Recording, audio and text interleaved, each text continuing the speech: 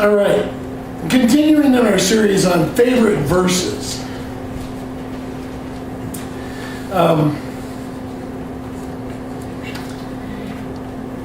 And I chose my wife's last week because she's my wife. She's the most important person in the world.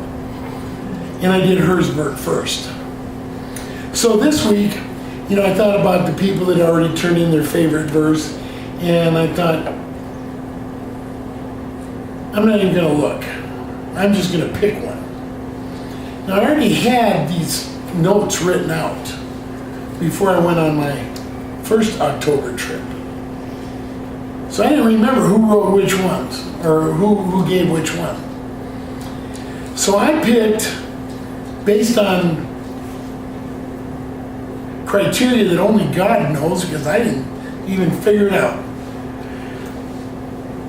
So today I'm teaching on Philippians 2:13, which was Mr. Hinman's favorite verse. And it's an inspiring and encouraging verse. Oh, make no mistake about it. I mean, the book of Philippians is all about joyful. My problem with Philippians is, do I title the book Joyfulness or Rejoicing? Or Joy or Rejoicing? Or, it gotta be Joyfully Rejoice. I don't know. What a book. But it's also a book about how do we deal with others. Wow, maybe those go together. And how we deal with ourselves. And Philippians 2:13 fits right in there with how do we deal with ourselves. How do we deal with ourselves?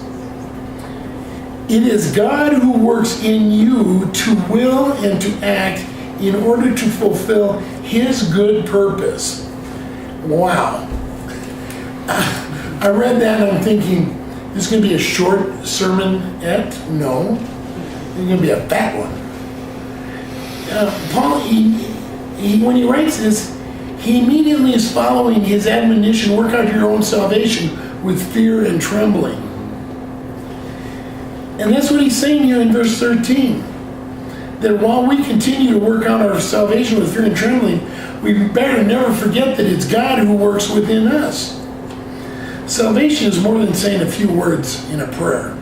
It requires obedience, and then we are also expected to draw closer to God through our Christian walk. It's all together. Too often, too many people believe they were baptized and therefore they are saved, or they prayed the sinner's prayer and therefore they are saved. But Jesus said more than once we are to be obedient, and saying these few words was not enough. He said it over and over. He said it in Matthew 7, the words aren't enough. In Luke 6:46, why do you say to me, Lord, Lord, and I do what I command you?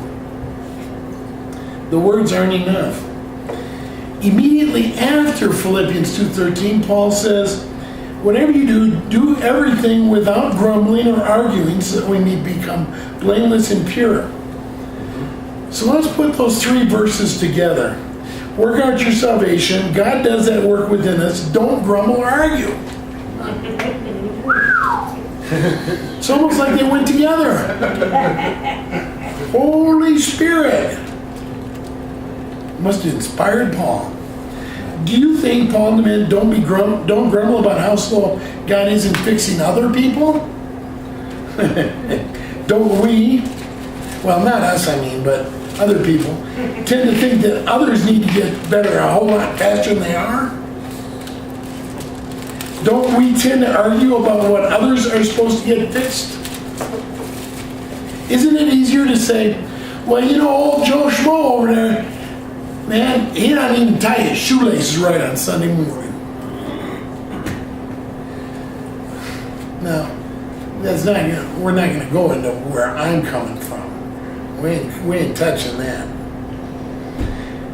Do you think maybe, just maybe, God can handle our issues and their issues too? Do you think maybe, just maybe, God thinks that we have enough trouble dealing with our own issues and we need to stop worrying about everybody else's issues?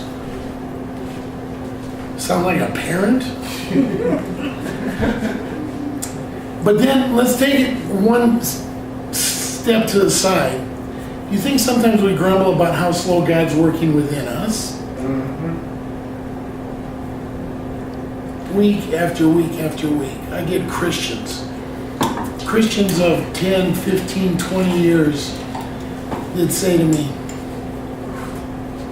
I had a man this week break down and cry in a restaurant saying, I am not living the godly life that I should be. We're not talking a baby Christian here. And he said, why do I keep failing so bad? Maybe we think we aren't doing enough to get good enough, fast enough. Maybe we think God's too slow at fixing us. I told this man, I'll tell you, if you think you are not good enough, you better find a new way of thinking. Because maybe, just maybe, God's good enough for all of us. Are you trying? Are you trying? There you go. Yeah, we have to put some effort into our faith, but we need to remember that we aren't going to get good enough, fast enough, that we ought to be criticizing ourselves, and certainly not to criticize God if we aren't getting better fast enough. Let us not forget, because I haven't even talked about it yet, and I'm going to have to quit. God works in order to fulfill His good purpose. His good purpose. John, God is not worried about what you have in mind for John. God's got His own good purpose for you. Don't fuss about it. Janet, you don't fuss about John's good purpose either. God will work His good purpose. Did you hear that? He has a purpose for each of us, and we need to learn that purpose and grow within His working in our lives. For it is God who works in you to will and to act in order to fulfill His good purpose. Thus ended the lesson.